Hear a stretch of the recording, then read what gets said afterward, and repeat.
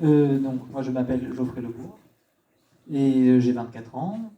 Donc, je suis romancier en fantasy et en fantastique. J'ai publié 8 romans à ce jour. Est-ce que quelqu'un saurait me définir un peu ces genres littéraires, fantasy, fantastique? Fantasy fantastique, ça veut dire genre qui n'existe pas, ce qui est plutôt quand c'est fantastique, c'est par exemple on parle de dragons, de fées, des trucs comme ça. Tout à fait, donc les créatures fabuleuses, la magie, dragons, fées notamment. Contrairement à d'autres genres comme la science-fiction qui va être avec les robots et les aliens, là on est plutôt Moyen-Âge, dragons, sorciers. Et la différence entre fantasy et fantastique, bon, ce n'est pas, en fait, il n'y en a pas vraiment, ça va dépendre aussi des gens. Ils vont plutôt dire que le fantastique aura une chance d'exister, comme le fantôme du château, alors que la fantasy c'est admis comme étant dans des mondes imaginaires. Mais bon, comme il y a des gens qui croient à l'existence d'autres mondes, en fait, c'est extrêmement subjectif. C'est chacun croit à ce qu'il veut.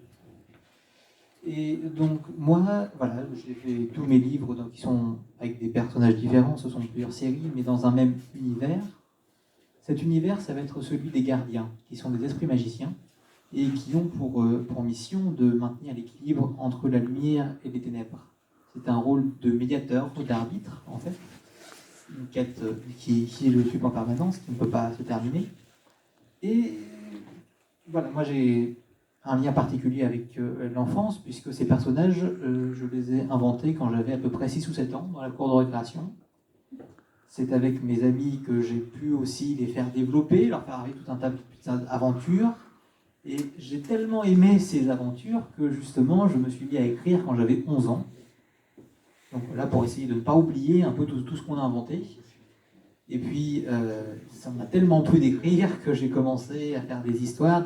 Oh mince, un livre. Oh mince, un deuxième livre. Et je ne me suis plus arrêté. Mon tout premier roman est sorti quand j'avais 16 ans. Et j'en publie à peu près un par an depuis.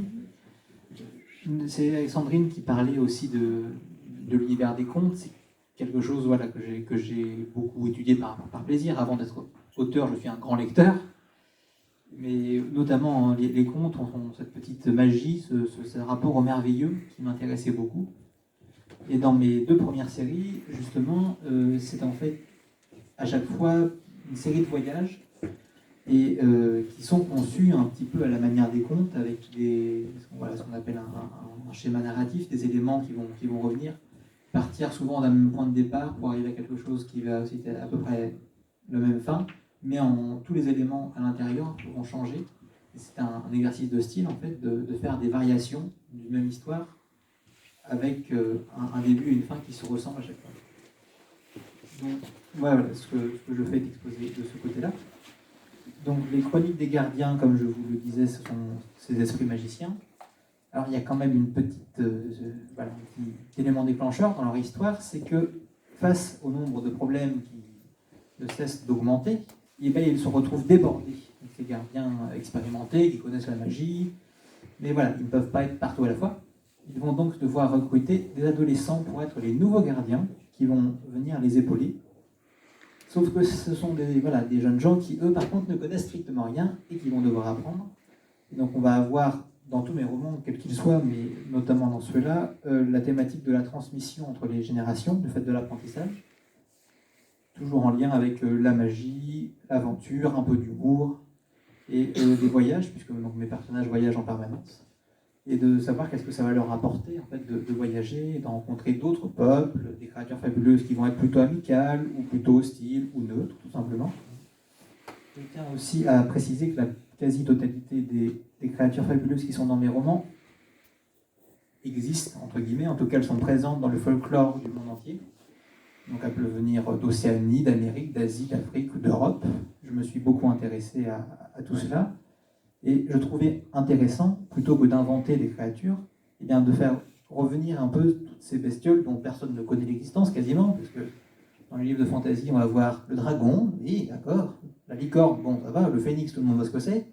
Et par contre, des autres créatures qui sont très intéressantes, mais que personne ne connaît, et ben je me suis dit, voilà, c'est l'occasion quand même de les faire aussi revenir un petit peu à la mode sur la scène publique.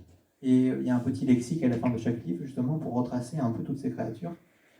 ça peut être en des créatures même françaises. On a la Tarasque, on a le Carcol, et après, voilà, de tous les folklores du monde entier.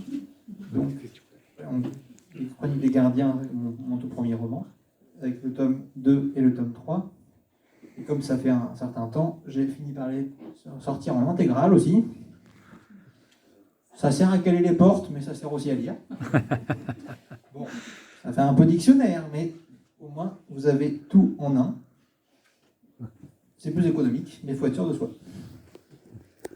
Dans cette même veine, donc c'est là ce qu'on appelle vraiment de la fantasy, ça va être, vous l'aurez compris, énormément de magie façon Harry Potter, des sortilèges qui fusent un peu dans tous les sens, il y a un petit côté loufoque, du divertissement pour se vider la tête avant de dormir, voilà, c'est très bien. Et donc j'ai publié ensuite les Chroniques des Sans-Mêlés. Les Sans-Mêlés, ce sont ni plus ni moins les enfants des gardiens. Alors, les deux séries ne sont pas liées, peuvent être lues indépendamment, puisque les parents, on les voit au tout début et puis après ils disparaissent, on n'est plus leur histoire. Mais c'est juste ces adolescents-là, ils ont grandi avec la magie, donc contrairement aux nouveaux gardiens, eh bien, ils s'y connaissent un peu, mais en théorie seulement.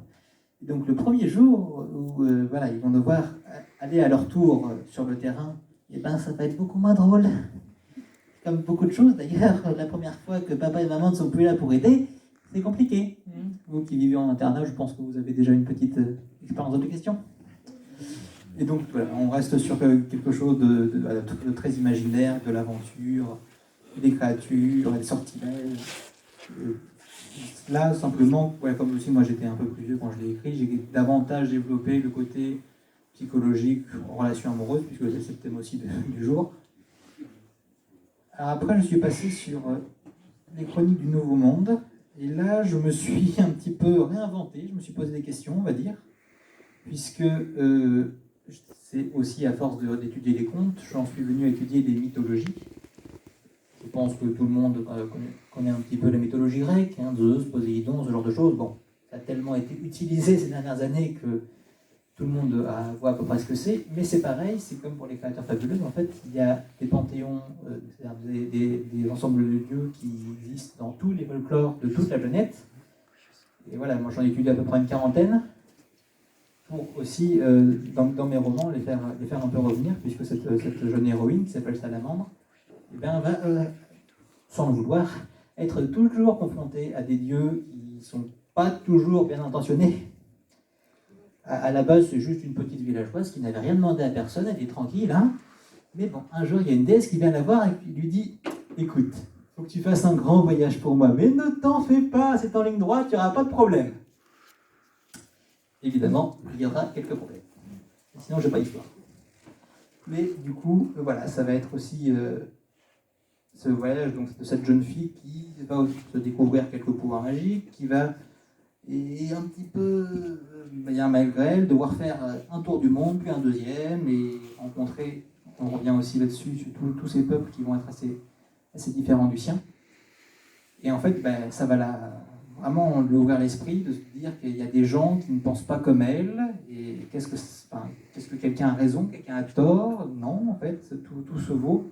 C'est juste différentes façons de voir le monde, et ça apprend beaucoup à l'héroïne, bien sûr, Salamandre, et j'espère aussi un peu, ça peut ouvrir aussi l'esprit du lecteur. Il y a toujours quelques références culturelles. Juste le Nouveau Monde, quand même, que je vous en parle 5 minutes. C'est le nôtre, mais je l'ai revisité, puisque à cause de problèmes d'écologie que tout le monde connaît, voilà, bon, voilà, on va pas faire de politique, mais il faudrait peut-être s'en occuper un jour. Justement, dans mon Nouveau Monde, on ne s'en est pas occupé à temps. Et il a fallu l'intervention de magiciens pour faire une espèce de remise à zéro du monde, voilà, comme un ordinateur. Il est revenu à son état tel qu'il était dans l'Antiquité. Donc il a aussi toujours ces cultes qui avaient disparu.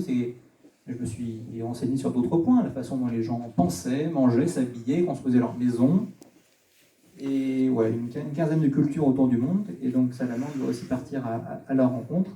Et puis bien sûr, ça va la faire mûrir et se rencontrer un petit peu elle-même.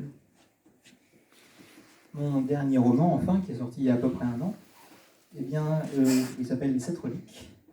Donc là, on est sur vraiment la fantastique classique, Seigneur des Anneaux, pour citer la référence. C'est un monde que j'ai entièrement cartographié pour arriver à peu près à situer où ça se passe. Donc là, en l'occurrence, le premier tome se passe sur ce continent-là. Ce qui est bien pratique, parce que sinon, à force de donner des lieux qui n'existent pas, on ne sait plus vraiment si les personnages, par où ils passent. Ici, ils partent de cet endroit-là, ils font leur petit bonhomme de chemin. Donc, quête épique. En fait, l'Alchimia, c'est un monde qui est en paix. C'est bien, c'est bien. Mais c'est pareil, ça ne peut pas durer, puisqu'il nous faut une histoire. Et donc, notre histoire met en scène Anthropia, qui est un démon très méchant, qui a été enfermé depuis 3000 ans, donc il est très énervé aussi maintenant. Il a bien envie de revenir envahir le monde, et on sait qu'il va y arriver bientôt. Bientôt. Ouais, on ne sait pas si c'est 3 jours, 3 semaines, 3 mois, c'est bientôt. Donc ça va être une course contre la montre, mais on ne connaît pas la montre déjà, ce qui complique vachement les choses.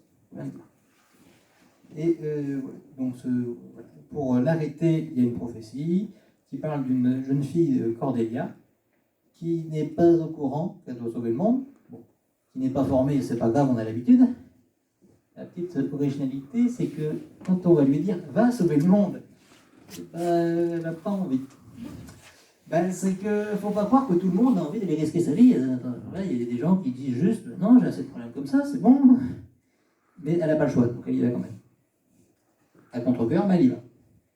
Heureusement, il va y avoir tout un groupe qui va se former aussi autour d'elle au fur et à mesure de l'aventure, des compagnons qui vont pouvoir l'aider. Mais bon, ça ne va pas être facile. D'autant plus que, ils ont leur quête principale qui va être de retrouver les 7 reliques divines qui sont dispersées autour du monde, qui permettraient d'enfermer le démon avant qu'il se libère, ce qui n'est pas plus mal. Mais même quand ils sont pressés, des héros en voyage ne peuvent pas dire à des villageois en détresse « on reviendra plus tard ». Voilà, quand les gens ont besoin d'aide, c'est maintenant. Donc il y aura la grosse quête, il y aura des petites quêtes à l'intérieur qui vont être des étapes en fait.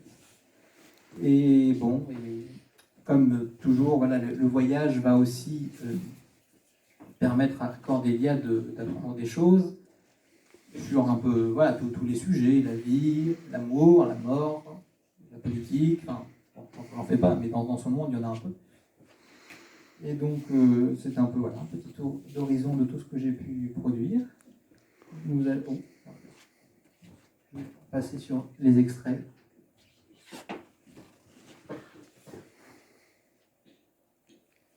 Donc, tout d'abord, la première page tout simplement de l'Odyssée de Salamandre pour planter un peu ce décor.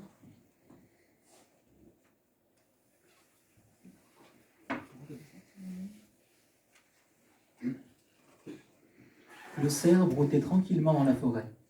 Dans cette région de l'Empire celtique, nommée autrefois Normandie, le vent soufflait presque en continu. À ce moment-là, il venait de l'ouest mais n'apportait aucune odeur suspecte. Aucun bruit anormal ne troublait la quiétude de la forêt. Les oiseaux chantaient, un couple de lapins gambadait dans les fourrés. Soudain, un sifflement. Une flèche vint se ficher dans l'encolure du majestueux animal. La douleur irradia son corps. Il se redressa et tenta de fuir, mais n'alla pas bien loin avant qu'une deuxième flèche ne vienne se planter dans sa nuque. Il s'effondra. Une toute jeune fille, très menue, descendit de l'arbre où elle s'était postée. Elle portait une tunique verte et des braies brunes, ce qui l'avait aidé à se camoufler. Elle s'approcha du cerf agonisant, dégaina son couteau de chasse et d'un geste vif l'acheva. Puis, toujours à genoux, la jeune fille adressa une brève prière à Cernunnos, le dieu de la faune et des saisons, dont le cerf était l'emblème. Elle porta à sa bouche le sifflet attaché à son cou et envoya 3 brefs signaux. Enfin, elle s'assit sur une pierre plate et se pencha en arrière, profitant des rayons du soleil de début juillet. Pour la décrire en quelques mots, elle était dotée de grands yeux, aussi verts que la forêt, de crinière de boucles rousses indisciplinées, et sa peau blanche arborait quelques discrètes taches de rousseur sur son nez et ses pommettes. Avec cette allure de sauvageonne et ses quelques extravagances, elle tenait autant du butin malicieux que de l'adolescente.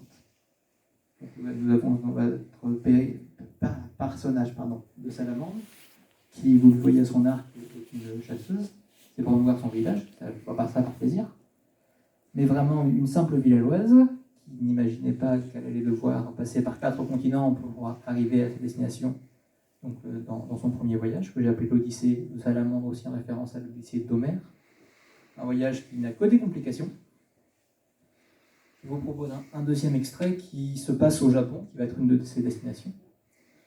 Petite description d'une chambre d'auberge.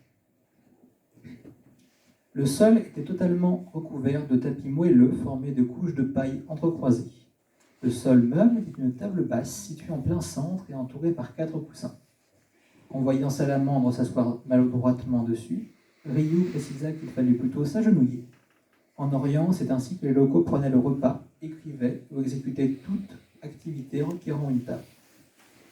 En plus de la fenêtre orientée au sud, la salle comprenait aussi une niche où était suspendu un grand rouleau de papier peint d'une estampe. C'était un personnage du panthéon taoïste devenu un héros de conte populaire, le roi singe.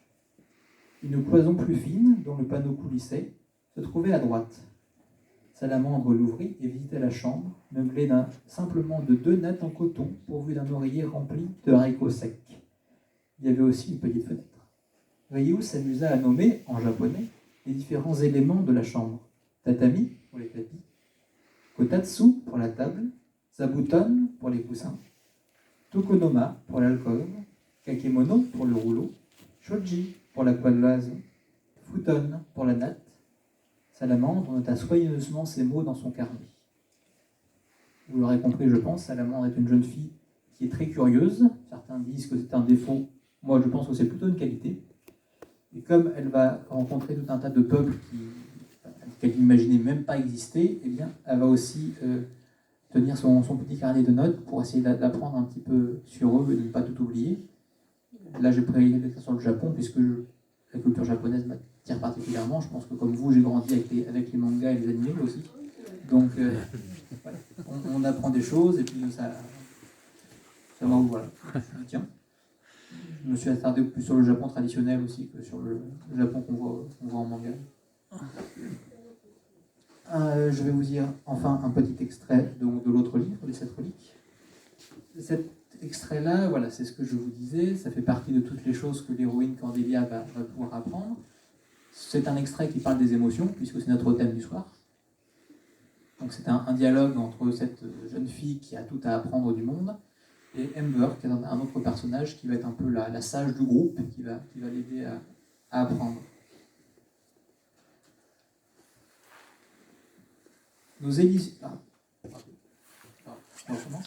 Nos émotions sont délicieusement complexes, particulièrement en amour. Connais-tu l'expression « une tendre douleur » ? Évidemment, on ne l'apprécie pas quand on le vit. Mais de l'extérieur, l'amour passionné ne se différencie pas de la rage. L'amour bafoué se transforme en haine à la hauteur de ce que tu ressentais avant, mais peut parfois redevenir de l'amour, car ce sentiment n'a pas disparu. Avez-vous déjà été ivre de bonheur tout en ayant le cœur brisé ? Moi, oui, c'est extrêmement déroutant. Donc, les émotions peuvent se mêler ? Demanda Cordelia. Bien sûr, une part de nous est joyeuse, mais égoïste, alors que la tristesse est aussi de la compassion. Nous tirons notre colère de notre fierté. Notre orgueil fait partie des facteurs qui déterminent ce que l'on aime ou pas. La peur est essentielle pour survivre s'il est correctement canalisé, car elle apporte l'espoir. Et tout cela, encore, peut se mélanger. Les imbéciles méprisent les autres parce qu'ils leur reprochent d'exister. C'est un mélange de colère et de dégoût. La déception part de la surprise, mais est teintée de tristesse. Quand une situation te peine et te met en colère à la fois, tu l'aperçois comme de l'humiliation. Enfin, la rivalité est un curieux mélange de fierté, d'amitié et de colère. Je ne prétends pas être philosophe, mais disons que voilà, entre mes lectures et mon expérience de vie, je me suis aussi posé quelques questions. C'est ce que je fais un peu partager au travers des enseignements de Cordelia. Donc, je pense avoir fait le tour. Si vous avez des questions, n'hésitez pas.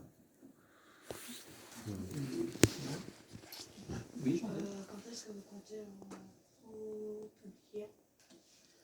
Donc, oui. très bonne question. Oui, le second tome des 7 reliques sortira pour août-septembre, normalement, dans 6 mois.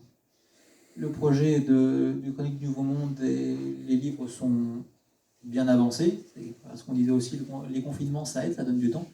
Mais pour le moment, ils ne sont pas prévus de sortir dans l'immédiat. Je vais plutôt me concentrer sur les 7 reliques. Et vous travaillez en ce moment dessus? Bien sûr, je n'arrête jamais d'écrire. Il faut trouver un peu le temps aussi avec l'emploi, le travail. Mais les livres sont ma passion et tant que je pourrai écrire, j'écrirai avec plaisir. Quelqu'un d'autre Bon, Une dernière question. t'en prie. Après les 7 reliques, vous comptez faire quoi du coup comme type de livre? Bon, j'ai plusieurs projets, mais qui sont juste quelques lignes sur une feuille. Je verrai comment ça va évoluer. Déjà, cette relique vont être une série de 7 livres, donc ça va me faire un certain temps pour tout écrire. Et d'ici là, on verra aussi comment les choses auront évolué. Bon, eh bien, je vous remercie pour votre attention. Merci.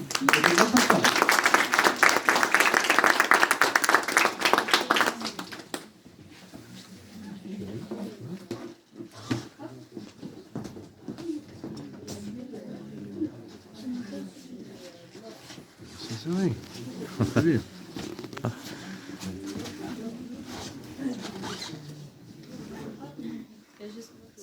Non, tu vois.